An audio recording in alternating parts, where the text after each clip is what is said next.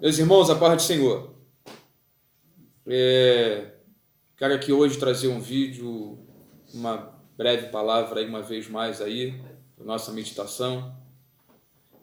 E eu quero hoje falar sobre, registrado aqui, a história no segundo livro de 2 Reis, capítulo 20, verso de número 1 até o verso de número 6, que diz assim a palavra do Senhor.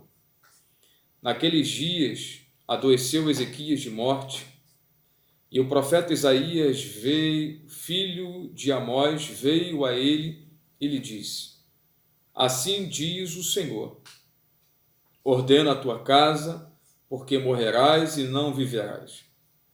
Então virou o rosto para a parede e orou ao Senhor, dizendo: Ah, Senhor, se servido de te lembrares de que andei diante de ti em verdade e com o coração perfeito, e fiz o que era reto aos teus olhos, e chorou Ezequias muitíssimo. E sucedeu que, não havendo Isaías ainda saído do meio do pátio, veio a ele a palavra do Senhor, dizendo: Volta e diz a Ezequias, chefe do meu povo: Assim diz o Senhor, Deus de Davi teu pai: Ouvi a tua oração e vi as tuas lágrimas, e eis que eu te sararei, e ao terceiro dia subirás à casa do Senhor, e acrescentarei aos teus dias 15 anos, e das mãos do rei da Síria te livrarei, a ti e a esta cidade, e ampararei esta cidade por amor de mim e por amor de Davi, meu servo. A Bíblia vai dizer, irmãos, aqui em 2 Reis, capítulo 20, vai contar a história deste rei Ezequias, e que durante um período da sua vida, sua história, ele está vivendo no auge, por assim dizer, pois havia assumido o reinado de seu pai, em que fizera totalmente ao contrário aquilo da vontade do Senhor, e ele vai assumir o reinado de seu pai e ele vai colocar as coisas em ordem em relação a Deus. Ele vai acabar com os cultos que seu pai havia constituído no reinado de seu pai, ele vai derrubar os altares que seu pai havia construídos, ele vai conseguir fazer com que o povo voltasse a adorar a Deus. Vitória tremendas acerca em cima de outros reis em que Deus havia concedido a ele. Mas no capítulo 20 de 2 Reis, a história vai dizer que Ezequias, naqueles dias, algo que ele não está esperando, mas simplesmente aconteceu, naqueles dias adoeceu ele de uma enfermidade mortal. E esta enfermidade mortal, ela veio com um tom de tristeza para o coração de Ezequias, pois tudo fazendo o correto, mas ainda não havia filhos.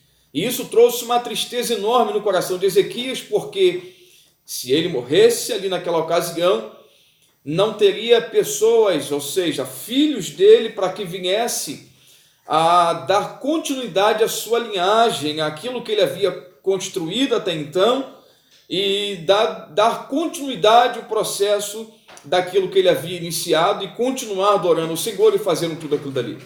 Se Ezequias morre nesta ocasião, o que aconteceria aqui seria que outra família teria que assumir o reinado. Então Deus pega, dá uma ordem para ele, não quero me prender aqui na ordem, mas eu quero te chamar a atenção sobre algo que acontece justamente na vida de Ezequias.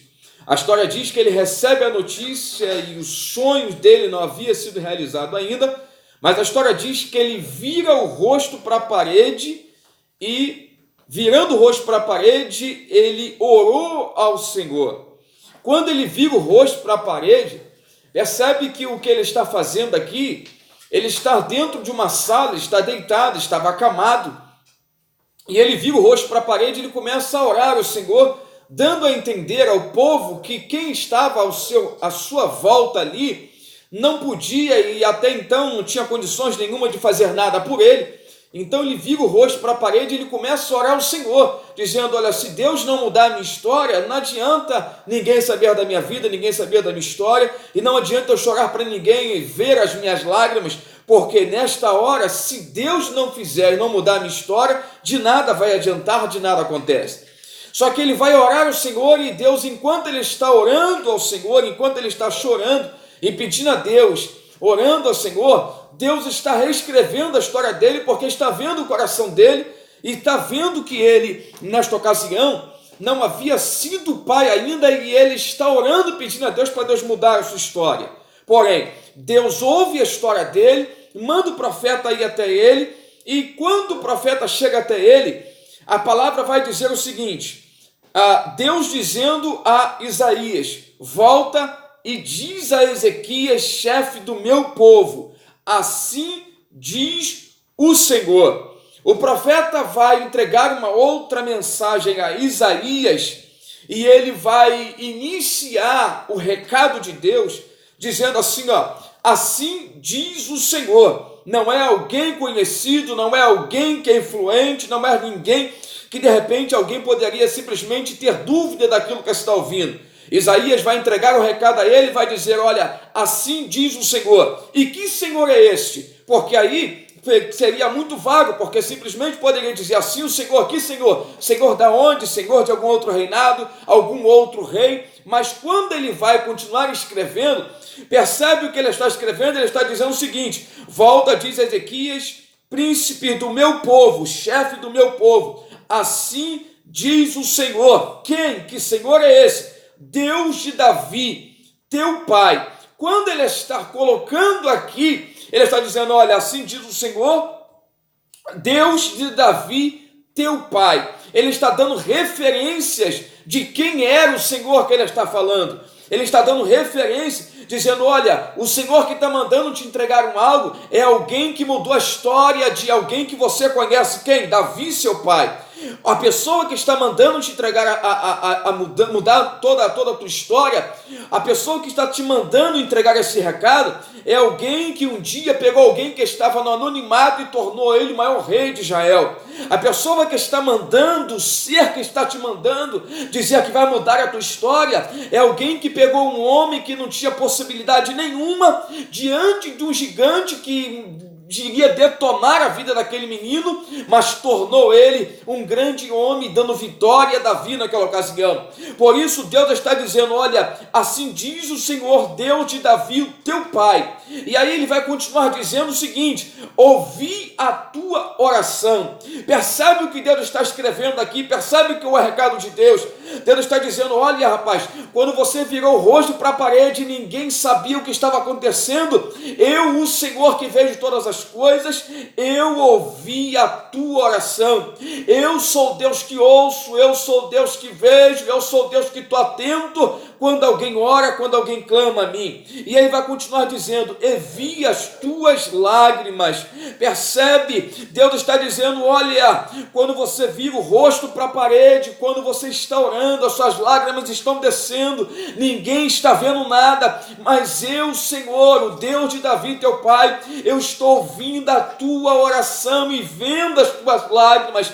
Deus está dizendo: eu sou um Deus que ouço, eu sou um Deus que vejo. E quando você está orando, achando que as coisas estão terminadas, achando que os seus sonhos não vão ser realizados, eu, Senhor, estou atento às suas orações. O que nós precisamos fazer, irmãos, é acreditar nos nossos sonhos, acreditar que nós servimos um Deus que pode mudar a história, acreditar que existe um Deus que ouve as nossas orações, ouve, está atento às nossas orações, está atento às nossas súplicas, está atento e vendo o que está acontecendo conosco. Deus não está nos deixando só, Deus não nos deixa só, irmãos. Por isso, fique com esta palavra. Deus está ouvindo, está vendo a tua oração, mas o que Ele precisa de mim, de você nesta hora, que nós oremos pedindo a Ele para que Deus mude a tua história. Por isso, não aceite simplesmente o que está acontecendo com a tua vida, ou com alguém simplesmente dizer que você não vai realizar os teus sonhos. Acredite, Deus está assim, ó, pronto a te ouvir, Deus está pronto a te ver, mas o que você precisa é talvez virar o rosto para a parede, não sei, talvez o que você precisa seja dobrar o joelho, não sei qual é o tipo e nem a maneira que você vai fazer para chamar a atenção de Deus, mas chame a atenção de Deus para a sua vida, para a sua casa, para a sua família, para a situação que você esteja vivendo, porque esse Deus que nós servimos, um Deus vivo que existe no céu, o Deus de Davi, Ele está ouvindo e está vendo as nossas orações. Por isso Deus realiza o sonho desse homem, acrescentando mais 15 anos de vida a alguém que achou que não viveria mais. Deus abençoe você com esta palavra e que Deus possa, com esta palavra, estar dizendo para você e para sua família: não aceite, não abaixe a cabeça, mas ore, porque talvez na sua oração Deus vai pegar aquilo que está parado e vai dar vida àquilo que está morto. Deus vai pegar aquilo que está talvez impossibilidade em cima das suas possibilidades. Deus vai fazer acontecer aquilo que você está achando que não tem mais possibilidade. Então ore, peça ao Senhor, porque Ele tem mais para fazer na sua vida. Se esse vídeo tem abençoado a sua vida, curta a nossa página, dê um like e que Deus possa abençoar a sua vida, porque eu tenho certeza que Ele tem mais para fazer na sua vida. Deus vos abençoe em nome de Jesus.